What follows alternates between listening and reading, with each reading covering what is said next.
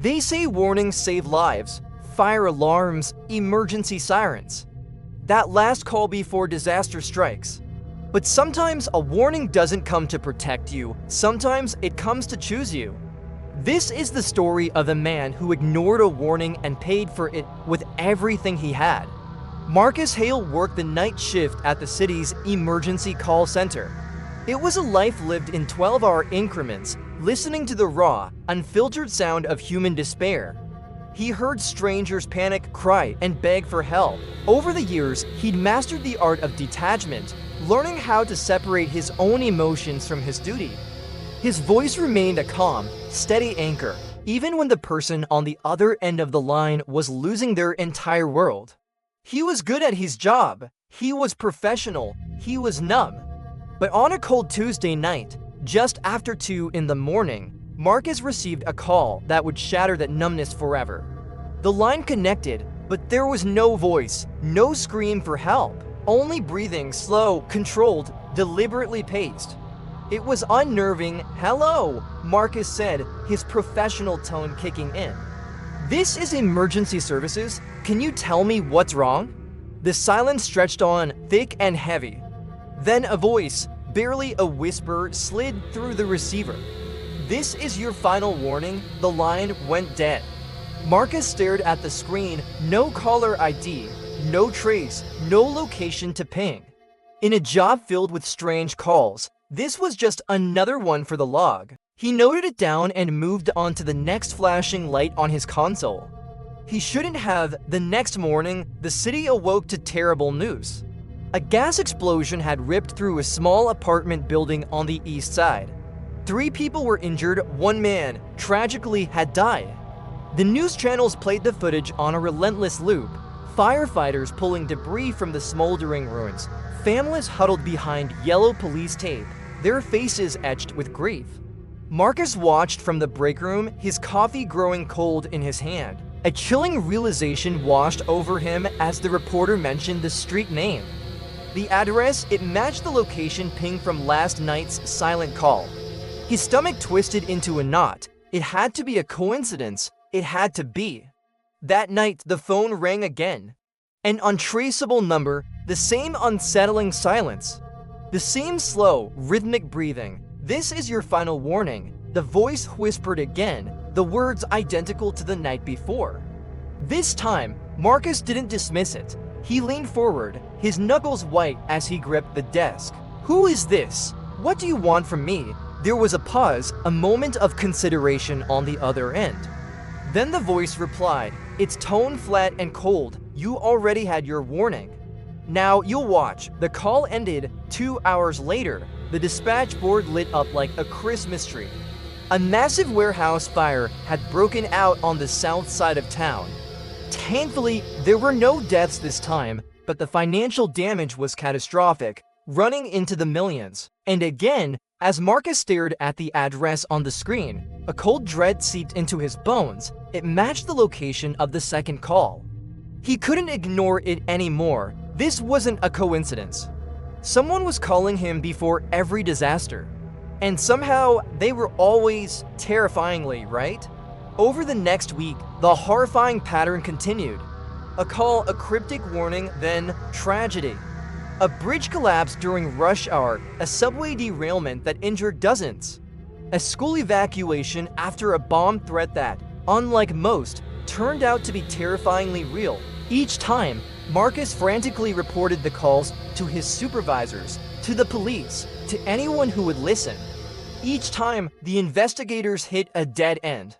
There was no voice match in any database, no location to track. The caller was a ghost in the machine, leaving no digital trail. The police started to look at him differently. Their questions became sharper, their gazes more suspicious. It was subtle at first, then less so. He could see the thought forming in their minds. Maybe he wasn't just receiving the warnings. Maybe, just maybe, he was part of them. The one constant in a string of urban disasters was him, Marcus Hale, the man who always knew what was coming. Then came the call that changed everything. The line opened with the now familiar sound of slow, deliberate breathing. But this time, the voice said something new.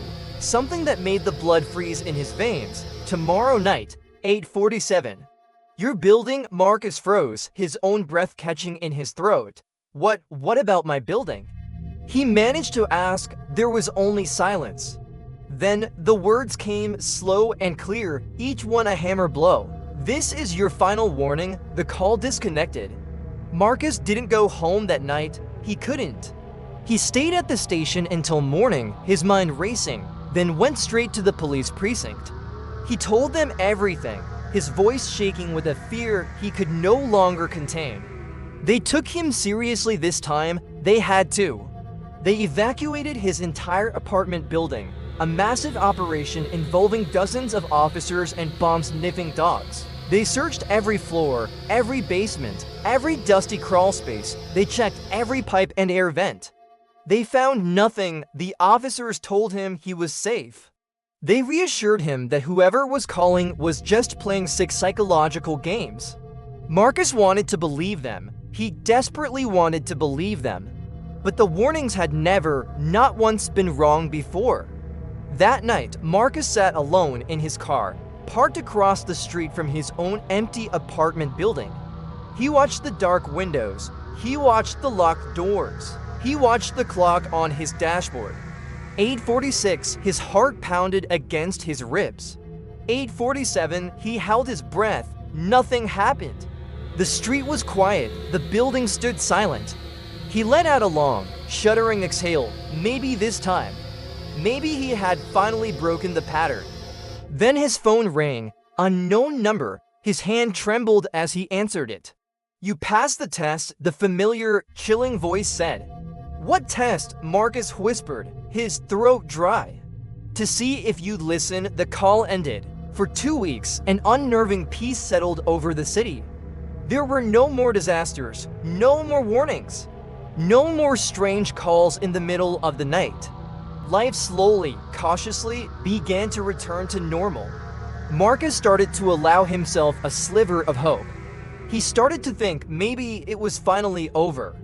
Then one night at the call center, the phone rang. The untraceable number flashed on his screen. The breathing returned, a sound now permanently etched into his nightmares.